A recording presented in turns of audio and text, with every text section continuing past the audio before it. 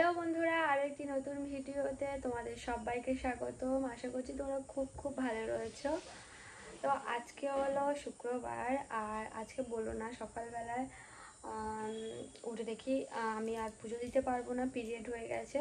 তো ওই জন্য আমার বরকে বললাম একটু গোপালকে তুলে দিয়ে এসো। ওই স্নান সেরে যাচ্ছে গোপালকে তুলে দিতে, প্রায় 9টা বেজে গেছে।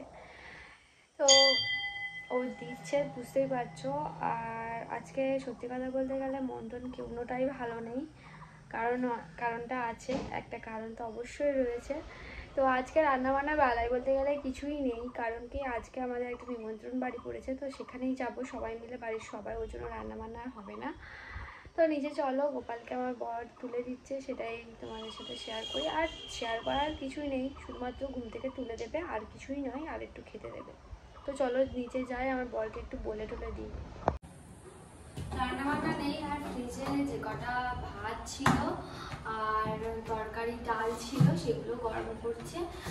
যাওয়া বলতে গেলে সবাই, বাড়ির সবাই যাব, আর দিদিভাই একা যাবে না, কারণ আজকে শুক্রবার, দিদিভাই আবার আজকে সন্তোষীমার ব্রত রয়েছে, তো আমাদের নিমন্ত্রণ করেছে, তো আমরা সবাই যাব। তো আর আমি এখন বোতলগুলো নিয়ে ফ্রিজেই দিয়ে দিচ্ছি, কারণ একটু পরেই জল থাকে না, আর খুব অসুবিধা হয় একটু ঠান্ডা জল খাওয়ার জন্য। তো সেজন্য ফ্রিজে সব বোতল কটা ঢুকিয়ে দিচ্ছি, ভরা হয়ে গেছে। এবারে যাবো একটু কলে যাবো, কল থেকে এসে বাড়ির সবাই মিলে নিমন্ত্রণ বাড়ি যাবো। আর নিমন্ত্রণ বাড়ি গেলে একটু কিছু না কিছু তো দিতেই হবে। তবে কি দেবো ঠিক করিনি, একটা শাড়ি ধরতে হবে, তবে যে আমাদের কাকিমা আসে বাড়িতে শাড়ি দিতে, তার কাছ থেকেই একটা শাড়ি দেবো ভাবছি। তো দেখা যাক কি হয়। তো এবারে আমি একটু 1 গ্লাস দুধ নিয়েছি, গরম গরম এই 1 গ্লাস দুধটা খেয়ে নেবো। তো ভেবেছিলাম এতে একটু কফি দেবো, কিন্তু ভাবলাম কফি থেকে শুধু দুধ খাওয়াটাই অনেকটা বেটার। আর এত পরিমাণে পিঠে চাল যন্ত্রণা হচ্ছে, মনে হচ্ছে ক্যালসিয়ামের কোনো সমস্যা হচ্ছে, ওই জন্য হয়তো। তো ভাবলাম একটু দুধ খাওয়া যেতে পারে। এটা কিন্তু একদম খাঁটি দুধ, আমাদের পাড়াতে মানে তাদের একটা গরু আছে, তো কোনো জল টল কোনো মেশানো থাকে না, পুরো পিওর যে দুধ, একেবারে গরুর দুধ এনে তবে কিন্তু আমাদের বাড়িতে দিয়ে যায়। দুধটা যখন দিয়ে যায় না, তখন পুরো একদম গরম থাকে। তো এখানে হাফটা রয়েছে, চাপা দিয়ে রেখেছি, আর এখানে এটা আমি খেয়ে নিচ্ছি। দেখো এটা পুরো একটা যেন পুরো ব্রেন, কি দেখো প্রকৃতি কি সৃষ্টি। তো আমাদের পুরো ব্রেনটা যেমন, ঠিক তেমনই এটা দেখতে। ওই জন্য হয়তো বলে এই আখরোটটা খেলে ব্রেনের কিন্তু ব্রেন খুব শার্প হয়। ওই জন্য বাচ্চাদের এই আখরোট খাওয়ানো কিন্তু খুবই ভালো। তো ভিজিয়ে খাওয়া অনেক ভালো। তো আমি এখন দেখো 2টো খেজুর আর 2টো আখরোট খাচ্ছি। দেখো আগের খেজুরগুলো না কেমন চিনি মেশানো ছিল, আর খুব ড্রাই শূন্য ছিল। এইবারের খেজুরটা দেখো একটু অন্তত হলেও ভালো।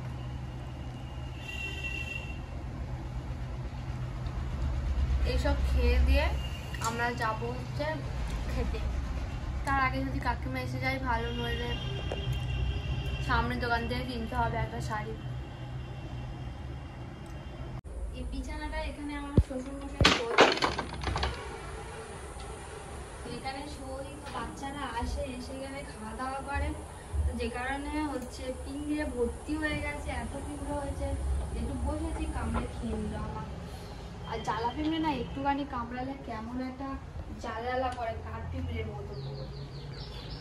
আর পেটটা আমার খুব আজকে যন্ত্রণা হচ্ছে, আর ভাল লাগছে না আজকে।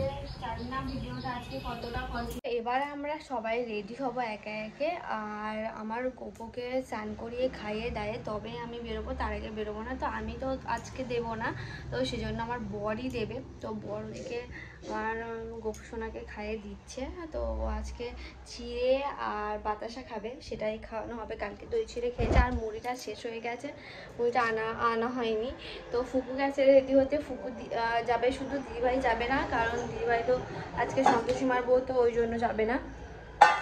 আর আমরা একে একে রেডি হব, আর সবেমাত্র 12টা বাজে।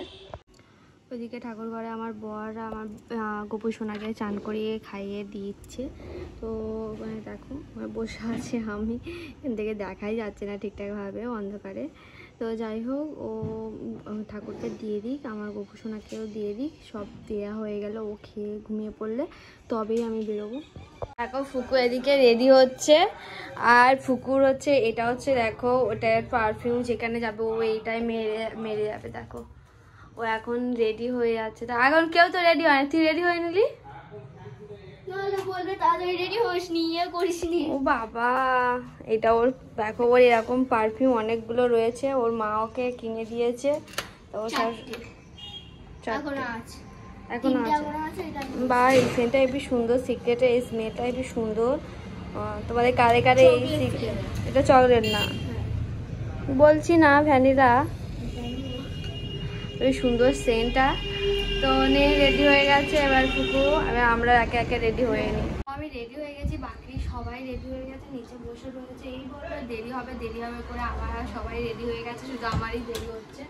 তো যাই হোক, তো আমরা যাচ্ছি শ্রাদ্ধ বাড়িতে। এখানে একজনের বাবা, একটা কাকিমার বাবা মারা গেছে, তো তিনি বাৎসরিক মানে কাজ করছে 3 দিনে, ওই জন্য আমাদের বাড়িতে নিমন্ত্রণ করেছে। তো আমরা রেডি হয়ে গেছি, এবার নিচে সবাই দাঁড়িয়ে রয়েছে, তাড়াতাড়ি চলো। রেডি হয়ে এখানে চলে এসেছি এই কাকিমাদের বাড়িতে। এখানে এসে বসার জায়গা দিয়েছিল, তো সবাই মিলে এখানে বসেছিলাম। আর এই ঘরটায় ফ্যান ছিল না, আর আরাধ্যা এখানে ঘুমাচ্ছিল, ওই জন্য আমরা বেশি কথাবার্তা বলিনি। কারণ আরাধ্যাকে তোমরা অনেকেই দেখেছো, কারণ আমার মেয়ে এই আরাধ্যার সাথে খেলতে আসতো। আর এ তো দিয়াং তো এসেই মাত্র 4 দিনময় ছোটাছুটি করছে। আর আরাধ্যার মা মানে কাকিমা, এখনও কাজ হচ্ছে এখানে কাজ এখনও কমপ্লিট হয়নি, কিছু টুকিটাকি কাজ বাকি রয়েছে। আর এই টুকিটাকি কাজটা হয়ে গেলেই কিন্তু হয়ে যাবে। তো কাকিমা বললো তুমি আমাদের ঘরে বসো, তো ওই জন্য কাকিমার ঘরে বসেছিলাম। এখানে ফ্যান চালিয়ে দিয়েছিল, আর ওই ঘরটা প্রচণ্ড গরম ছিল, যে ঘেমে যাচ্ছিল দুটো বাচ্চা, ওই জন্য কাকিমা বললো তো এই ঘরে চলে এসো। তো এই ঘরে চলে এসেছি। তো এখন এই জামা কাপড়গুলো সব পাট করে আমি এই কুচি আলমারিটায় রেখে দেবো, এখানে অনেকগুলো জামা কাপড়।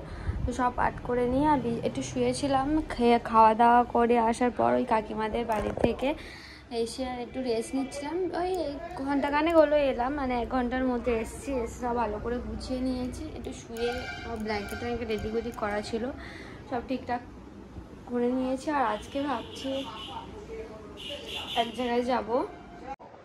আর তোমাদের কাছে একটা কথা বলার, যে কালকে একটা খুব বড় একটা বিশেষ দিন, বলতে গেলে তোমরা জানোই সবই বলতে গেলে।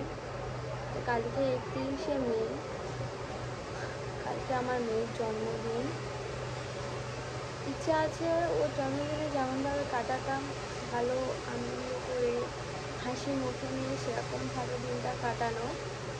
তবে এখনও কোনো জানি না ঠিক কতটা কী করতে পারবো বা কিছু। এটাই ভেবে কষ্ট হচ্ছে যে জীবনে এই আগের বছর কত কী প্ল্যানিং করেছি, কত কী করেছি, আর এই বছরেই মানে ওর এই জন্মদিনের দিন আমি কিছু করতে পারবো না, এটা ভেবেই অনেকটা বলতে গেলে কষ্ট হচ্ছে। কালকে জানি না, কোনো প্ল্যানিং নেই, তবে ওর জন্য কিছু একটা করার ইচ্ছে রয়েছে, দেখা যাক কী হয়। কালকের দিনটার কথা ভাবলেই সত্যি কথা বলতে গেলে একটু কষ্ট হচ্ছে, কারণ আমার মেয়ে কেক কাটতে খুবই ভালোবাসতো। জানি না কী হবে, আর কিছু বলার নেই, দেখা যাক কী হয়। আর আজকে একটু যাবো একটা জায়গায় এই বিকালবেলাতে, তো ওই জন্য আজকে ভিডিও বন্ধুরা এখানেই শেষ করছি। আর কালকে ভিডিও করতে পারবো কি না জানি না, যদি পারি চেষ্টা করবো ভিডিওটা করার। আর আজকে ভিডিওটা আর এখানেই শেষ করছি। ভিডিওটা ভালো লাগলে অবশ্যই লাইক করো। আবার নতুন ভিডিও তোমাদের সাথে দেখা হচ্ছে, আর কোনো কথা বলতে পারছি না।